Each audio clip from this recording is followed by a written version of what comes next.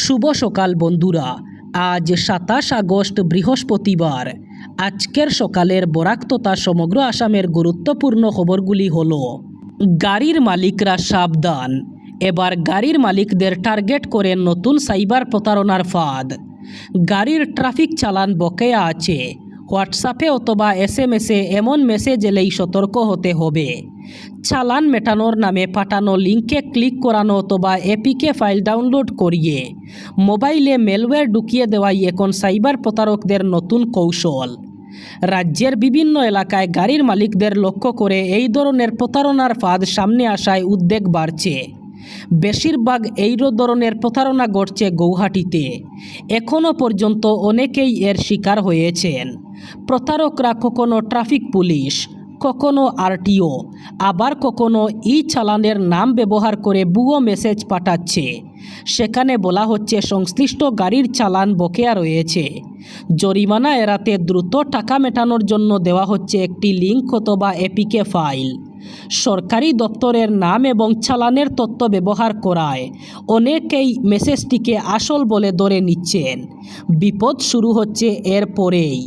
সন্দেহজনক APK file মোবাইলে download করে ইনস্টল করলেই ডিভাইসে ঢুকে পড়ে ম্যালওয়্যার। এর মাধ্যমে মোবাইলে থাকা ব্যক্তিগত তথ্য, SMS এবং OTP সহ গুরুত্বপূর্ণ তথ্য হাতিয়ে নেওয়ার চেষ্টা করতে পারে প্রতারকরা।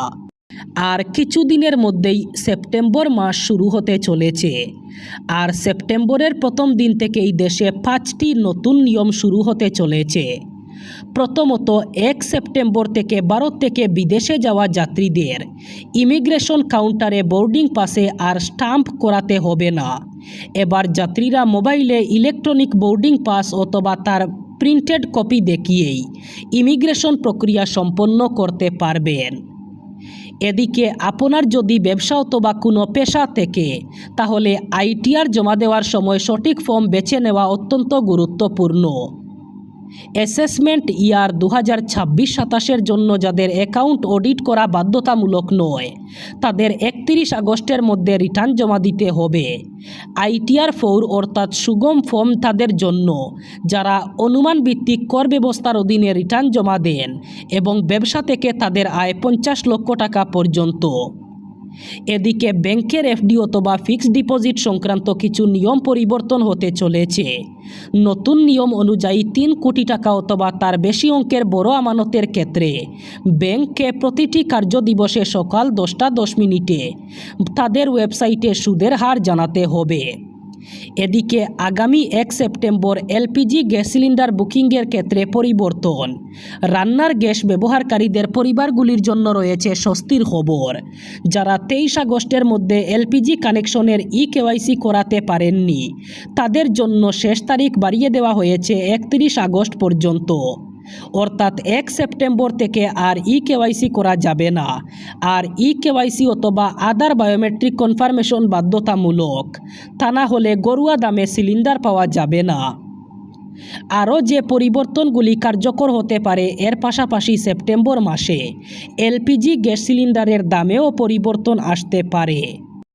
নোয়াগাঁও লোকসভা কেন্দ্রের আসন্ন উপনির্বাচনকে ঘিরে অসমের রাজনৈতিক মহলে তৎপরতা ক্রমেই বাড়ছে।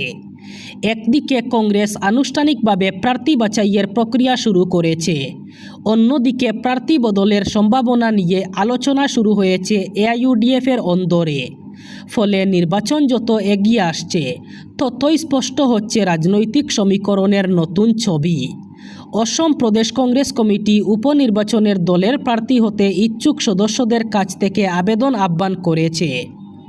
24 আগস্ট থেকে আবেদন গ্রহণ শুরু হয়েছে এবং আগামী 28 আগস্ট পর্যন্ত আবেদন জমা দেওয়া যাবে। APCC সভাপতি তথা লোকসভার বিরোধী দলীয় উপনেতা গৌরব গগৈয়ের নির্দেশে এই প্রক্রিয়া শুরু হয়েছে। APCCর সাধারণ সম্পাদক রমন্না বড়ুয়া জারি করা বিজ্ঞপ্তিতে জানিয়েছেন, কংগ্রেসের টিকিট প্রত্যাশীদের নির্ধারিত ফরম্যাটে আবেদন করতে হবে। আবেদনপত্রের সঙ্গে APCCর নামে 1 লক্ষ টাকার অফেরতযোগ্য ডিমান্ড ড্রাফট জমা দিতে হবে। পাশাপাশি আবেদনকারীর নামসহ ভোটার তালিকার প্রত্যয়িত কপিও জমা দেওয়া বাধ্যতামূলক করা হয়েছে। অসমের গৃহ নির্মাণ এবং গ্রাম্য অর্থনীতিকে নতুন গতি প্রদান করতে কেন্দ্রীয় সরকারের বেশ কিছু গুরুত্বপূর্ণ সিদ্ধান্ত। অসমে পুনর্নির্মাণ, পুনরুদ্ধার এবং দ্রুত উন্নয়নের যাত্রায় ভারত সরকারের সহায়তার জন্য কৃতজ্ঞতা প্রকাশ করেছেন মন্ত্রী জয়ন্ত মল্ল বড়ুয়া, মুখ্যমন্ত্রী ডক্টর হিমন্ত বিশ্ব শর্মা এবং মাননীয় কেন্দ্রীয় মন্ত্রী শ্রী শিবরাজ সিং চৌহানের মধ্যে বৈঠকে অসমের উন্নয়নের জন্য বেশ কিছু গুরুত্বপূর্ণ সিদ্ধান্ত নেওয়া হয়েছে। প্রধানমন্ত্রী আবাস যোজনার অধীনে 3,80,000 নতুন গড়ের অনুমোদন, বিনিয়োগ করা হবে প্রায় 5,000 কোটি টাকা। সেই সাথে বানপীড়িত অঞ্চলের জন্য অতিরিক্ত প্রধানমন্ত্রী আবাস যোজনার গৃহে অনুমোদন দেওয়া হয়েছে। অসমের চা বাগান অঞ্চলের গৃহ নির্মাণে কেন্দ্রীয় সরকার অতিরিক্ত সহায়তা করবে। বাপের বাড়ি যাওয়ার জন্য স্বামীর অনুমতির প্রয়োজন নেই স্ত্রীর। সম্প্রতি এক মামলার শুনানিতে এমনটাই জানালো কর্ণাটক হাইকোর্ট। একই সঙ্গে আদালতে জানিয়েছে, বাবা মায়ের দেখভাল অথবা বাড়ির কাজ করতে স্ত্রীকে বাধ্য করতে পারবেন না স্বামী। কর্ণাটকের তুমাকুরুর এক পারিবারিক আদালতের নির্দেশকে চ্যালেঞ্জ করে হাইকোর্টের দ্বারস্থ হয়েছিলেন এক ব্যক্তি। পারিবারিক আদালতের তরফে ওই ব্যক্তিকে নির্দেশ দেওয়া হয়েছিল, স্ত্রী এবং নাবালিকা কন্যার ভরণ পোষণের জন্য তাকে মাসে 9,000 টাকা করে দিতে হবে।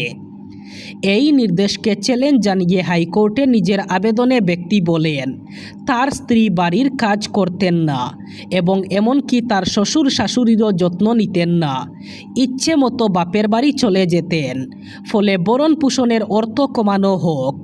তবে ওই ব্যক্তির আবেদন গ্রাহ্য হয়নি হাইকোর্টেও। বিচারপতি ডক্টর চিল্লাকুর সোমাথালার বলেন, পিতামাতার যত্ন নেওয়ার প্রাথমিক দায়িত্ব পুত্র এবং কন্যার উপর বর্তায়, জামাতা এবং পুত্রবধূর উপর নয়। পাশাপাশি আদালত আরও জানায়, তারা বুঝতে পারছেন না কেন একজন মহিলাকে তার কোনো ইচ্ছা পূরণের জন্য শ্বশুরবাড়ির সকলের থেকে অনুমতি নিতে হবে। যখন খুশি তিনি তার বাবা মায়ের কাছে যেতে পারেন।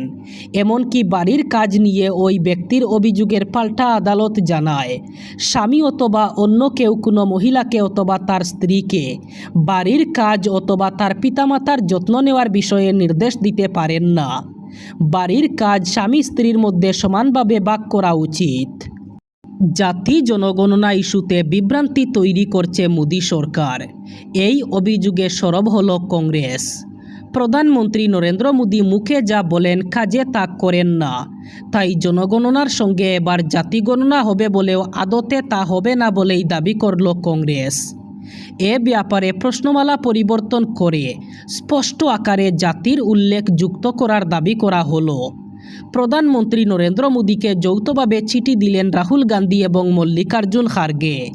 তেলেঙ্গানা আর বিহার মডেল অনুসরণ করে স্পষ্টভাবে জাতির নাম উল্লেখ করেই গণনার পক্ষে সওয়াল করলেন তারা। এদিন এক সাংবাদিক সম্মেলনে সেই চিঠি প্রকাশ করে এআইসিসির প্রধান মুখপাত্র জয়রাম রমেশ বলেন, বিভ্রান্তিকর গণনা হচ্ছে।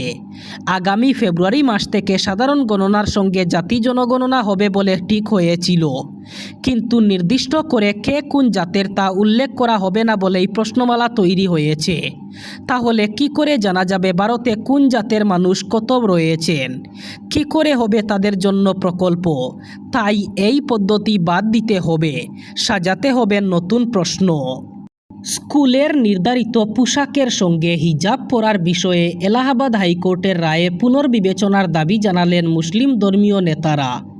তাদের বক্তব্য, কুরআন এবং হাদিস অনুযায়ী ইসলামে হিজাব পরা বাধ্যতামূলক। তাই স্কুলের ইউনিফর্মের সঙ্গে হিজাব অথবা মাথা ঢাকার স্কার্ফ পরার অনুমতি দেওয়া উচিত। উল্লেখ্য, এলাহাবাদ হাইকোর্ট এক গুরুত্বপূর্ণ রায়ে স্পষ্ট করেছে যে কোনো শিক্ষার্থী নিজের পছন্দ অনুযায়ী শিক্ষা প্রতিষ্ঠানের নির্ধারিত পোশাক বিধি পরিবর্তনের অধিকার দাবি করতে পারেন না।